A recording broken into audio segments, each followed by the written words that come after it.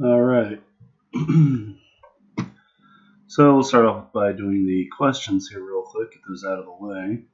How comfortable was I with Maya this month? I was extremely comfortable in comparison to last month.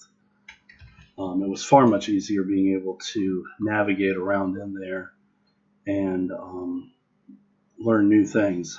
It wasn't very intimidating this time. My favorite things I've learned so far, I'd have to say definitely the lighting.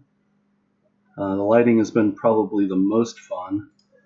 Let's check my notes here. And of course, getting deeper into Maya and Unity and Nuke and definitely Substance this time. That was pretty exciting. Which part was the most challenging?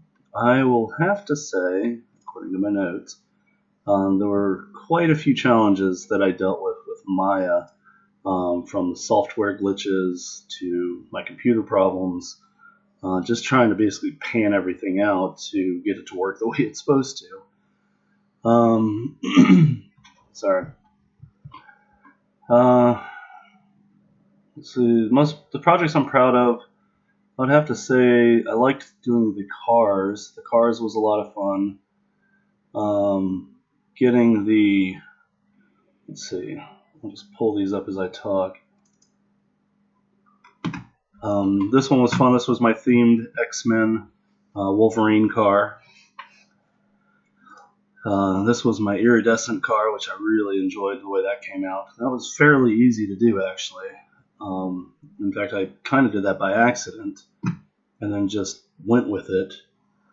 The only thing I don't like here is how the carbon fiber looks kind of blurry, which I could have probably changed that. I'd love to be able to go back to this and re-explore that.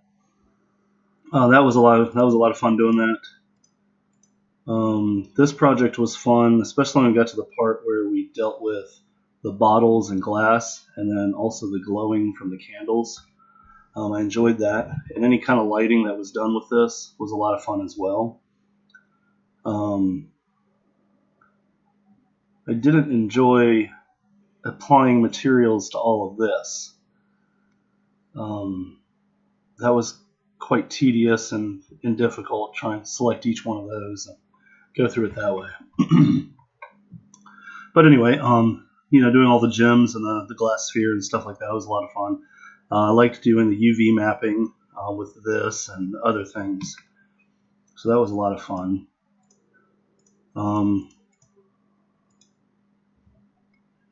Let's see. How did I think of knowledge of materials and texturing will help in the future? Well, that definitely. Let's see what I wrote here. Understanding how to create and change the materials and textures is extremely vital in this field, I think, whether it's for gaming or film. To create something realistic enough to make the eye believe it is real is the whole basis of what we do and hopefully will do in creating the materials and the textures and things like that. So understanding that and using that knowledge to the best we can is very vital.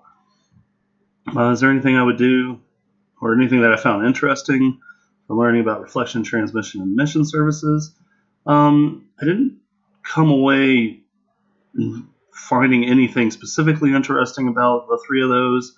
However, it did help me understand lighting more, and understanding those definitions gives me an understanding visually on how I would apply lighting to things in the future.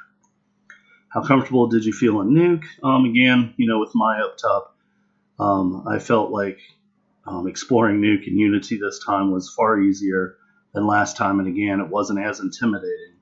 Nuke, I feel like there's a lot there that I still have to learn. Nuke still seems a little intimidating to me.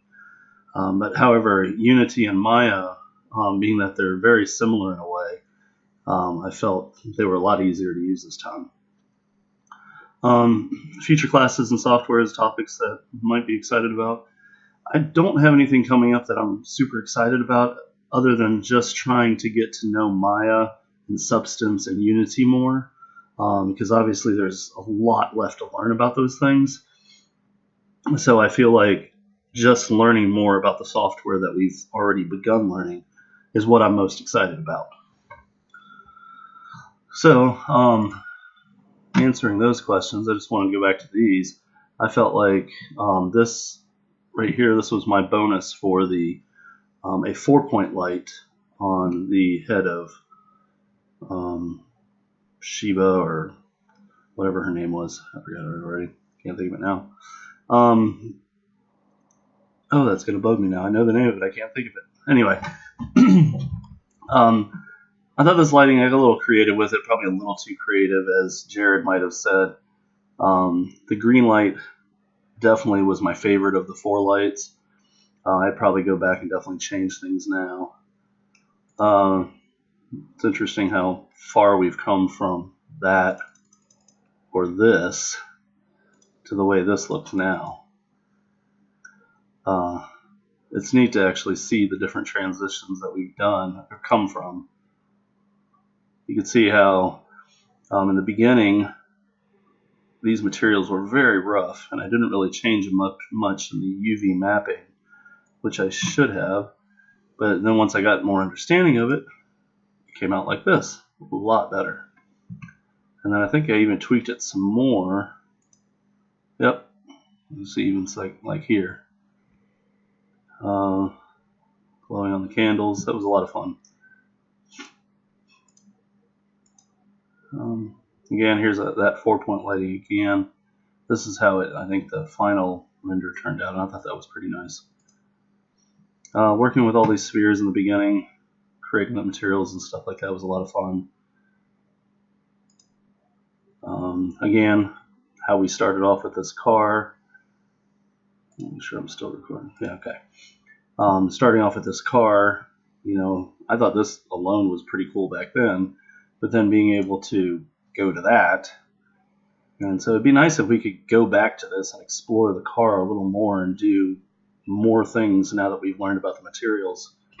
That'd be a lot of fun to go back to that, with the glass, and even manipulating and sculpting this car, adding things to it, taking things away, maybe giving like a Mad Max kind of feel, or even a futuristic kind of feel, adding some lights around this side. I don't know. It'd be kind of cool to go back to that. Maybe Jared or somebody else will let us do that. But yeah, I guess that's it for now.